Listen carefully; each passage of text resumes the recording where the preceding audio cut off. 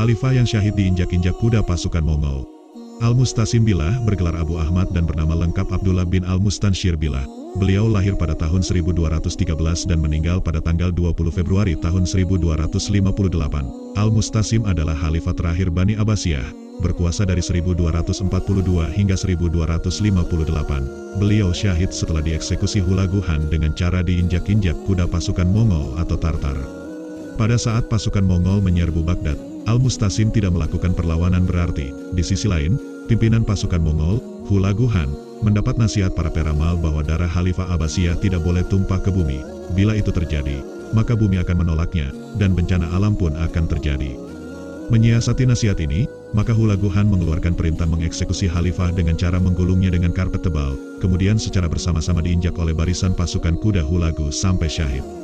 Fungsi karpet itu tidak lain untuk menghindari darah sang Khalifah agar tidak jatuh ke bumi. Ini adalah bagian dari kisah kekejaman tentara Mongol di bawah pimpinan Hulaguhan, selain membunuh ribuan warga muslim Baghdad dan mengakhiri kekhalifahan Abbasiyah. Perlu dicatat, Al-Mustasim menyerahkan Baghdad ke Hulaguhan pada tanggal 10 Februari tahun 1258 Masehi.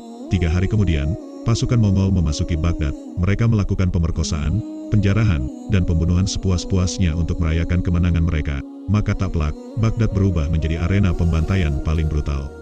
Para ahli menyebut jumlah korban pembantaian tak kurang dari 1 juta jiwa, tapi dalam suratnya yang ditujukan kepada Raja Prancis, Louis ke-9, Hulagu mengklaim membunuh 200.000 orang dalam invasi ini.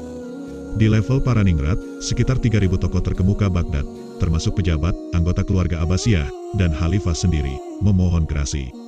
Tapi semua 3.000 orang tersebut dihukum mati, kecuali Khalifah, yang ditahan untuk waktu yang tidak terlalu lama. Khalifah dibiarkan hidup sementara, sambil menyaksikan kebrutalan ini, melihat orang-orang nomaden itu menjarah dan membakar khasanah peradaban dinasti Abbasiyah, serta menikmati detik-detik kehancuran kekhalifahan yang sudah disusun oleh nenek moyangnya selama lebih dari 500 tahun.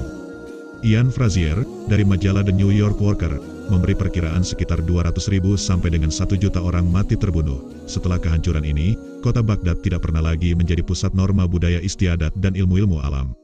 Khalifah yang religius, dalam buku Ensiklopedi Sejarah Islam karya Tim Riset dan Studi Islam Mesir disebutkan dalam rangkaian dinasti Abbasiyah terdapat 17 khalifah. Dengan terbunuhnya khalifah terakhir, maka berakhirlah kekhilafahan Abbasiyah di Baghdad.